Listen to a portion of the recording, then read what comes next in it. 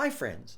In our time together today, I'd like to dig into the process of learning tunes a little bit. That we've talked about some. I'm just going to stitch a few things together. I'm going to hit briefly on learning a tune by reading music, learning a tune by watching someone and listening and playing along, and learning a tune by just listening and figuring out how to play along. Every one of these methods is good, and every one of these methods can cause you trouble.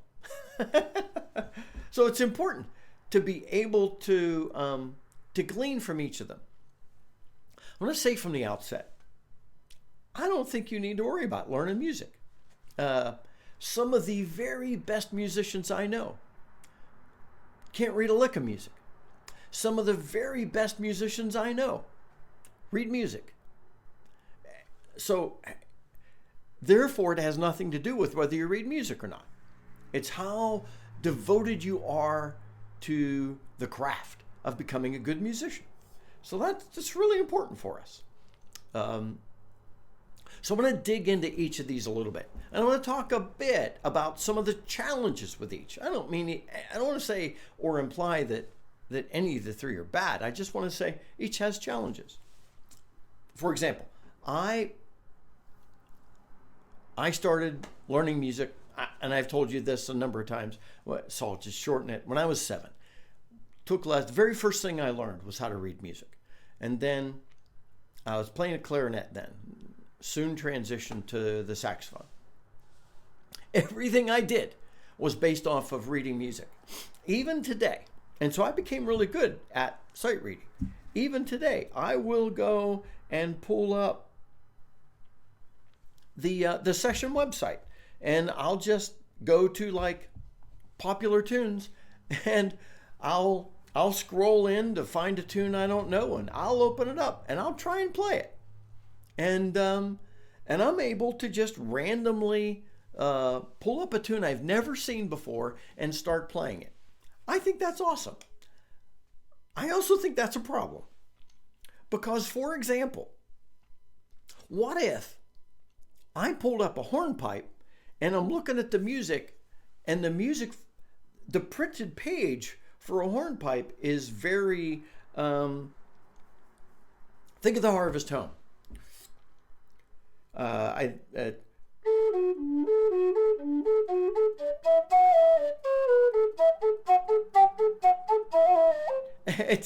Oh, come on, that's not a hornpipe. If you don't know the flow of a tune, the printed music will never teach you. You can't teach the rhythm and feel and flow of a hornpipe through printed music. You can't teach ornamentation and personalization through printed music. When I was a teenager, I joined a jazz band. It just threw me for a loop because I had to learn to improvise.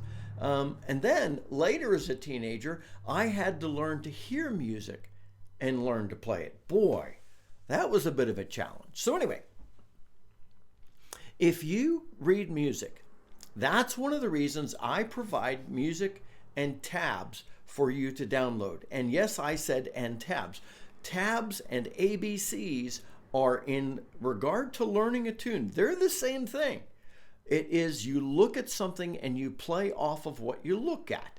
So there's really, from the benefit and challenge of learning from music, tabs, or ABCs, the challenges are no different. None of the three of those are going to teach you the rhythm of the hornpipe. None of the three of those are going to teach you ornamentation and expression and personalization. Try and play an air off of printed music or ABCs or tabs. You'll never do it.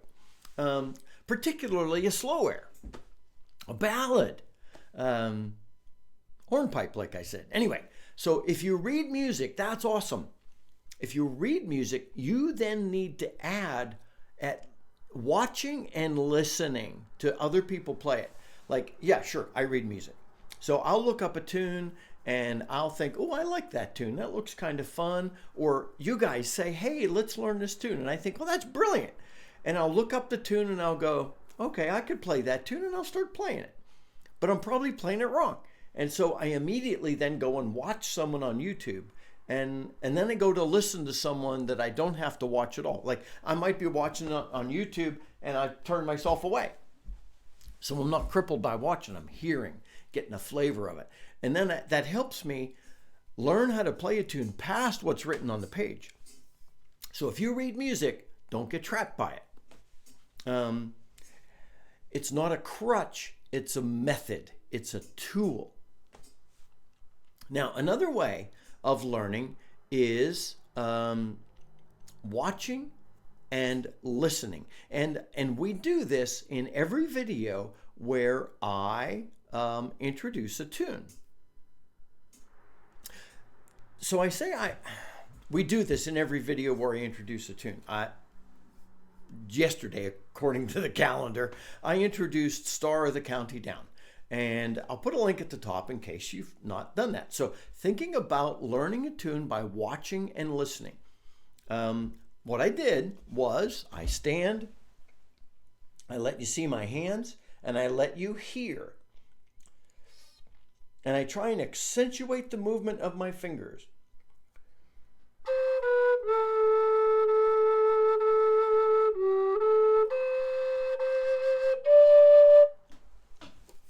And I'll go through like a phrase and pause and a phrase and pause. And I'll do that for a portion of the tune.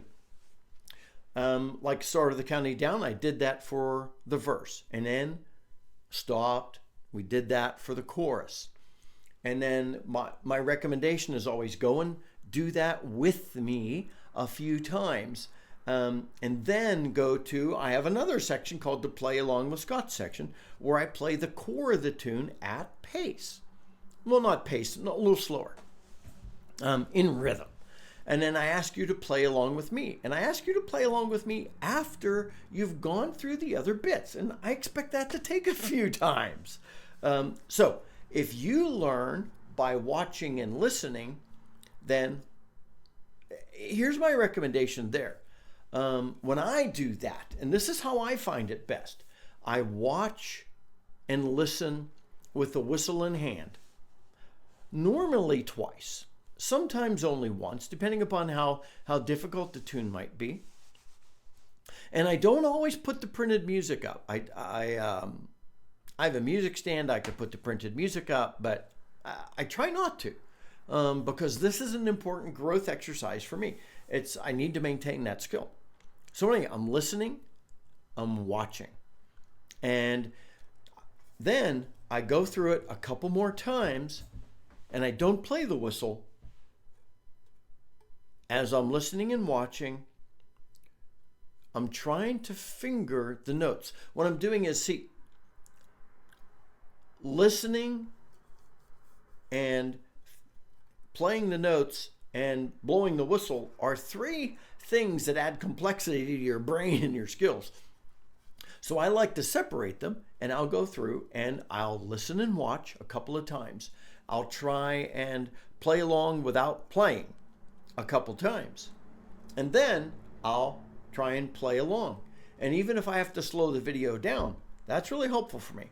And then I personally really like to play along with someone where someone's playing the whole thing, even without ornamentation, because again, I want to learn the core of the tune.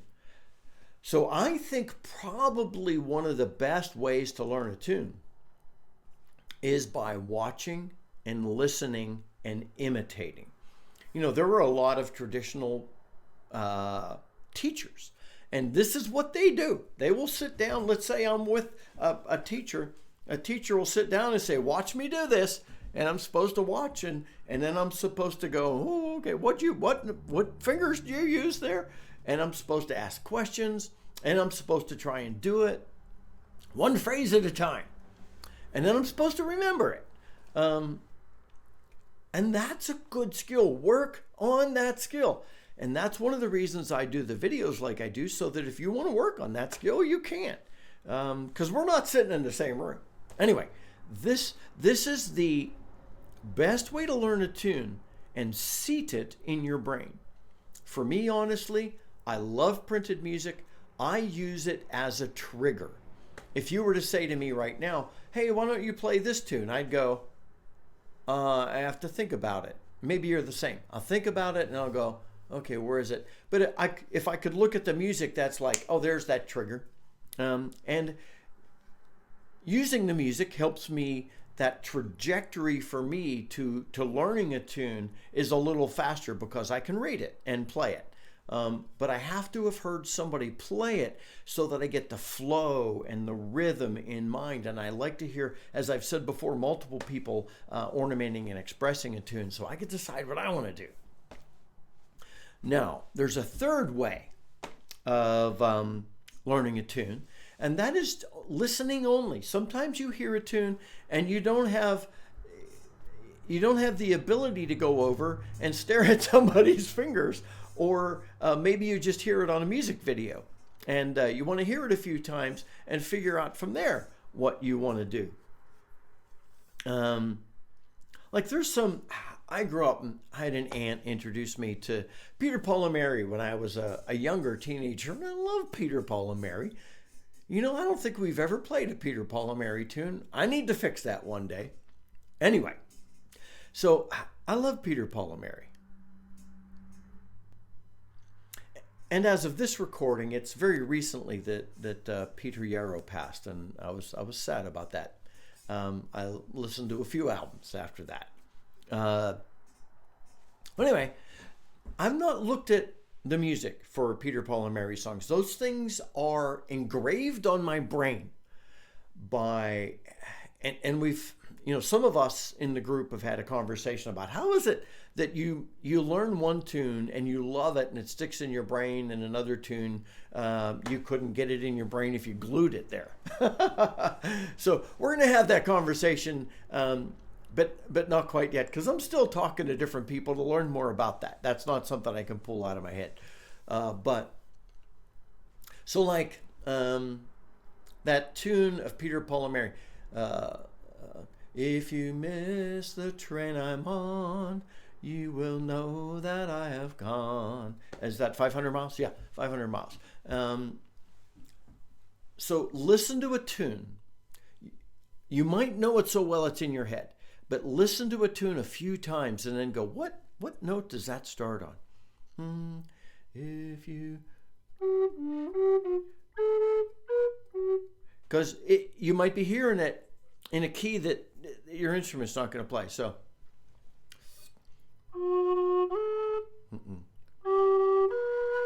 that might work.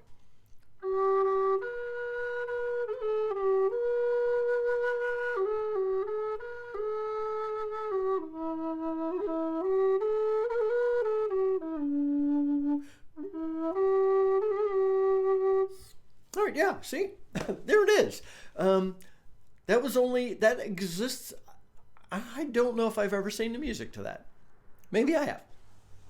That exists in my brain as a song that I love.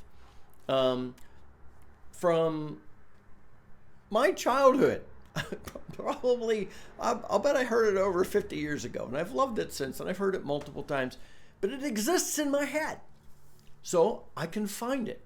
So if you can't watch someone's fingers, listen, find someone who's playing it where the music is accessible.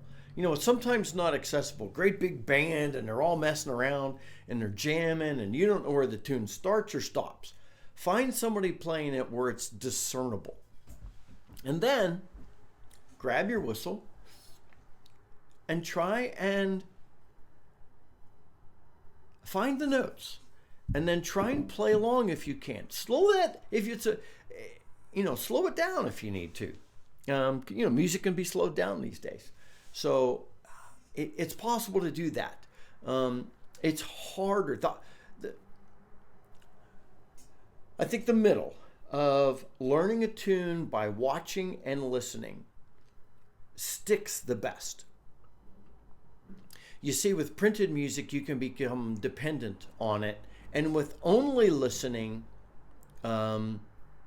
it could be a steep learning curve because you can't engage your other senses with it, and it's kind of all dependent upon your ear. But each of these are valid. Each of these work. And I say, try and use them in whatever combination you can.